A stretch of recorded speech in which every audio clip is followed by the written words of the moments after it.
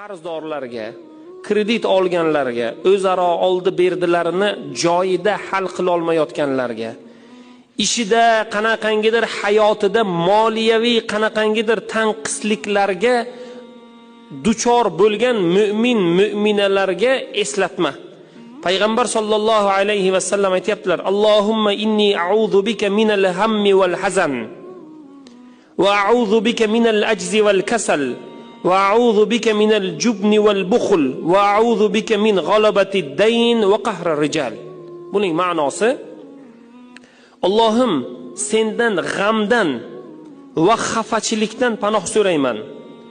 Sendan ojizlikdan, dangasalikdan sendan panoh so'rayman.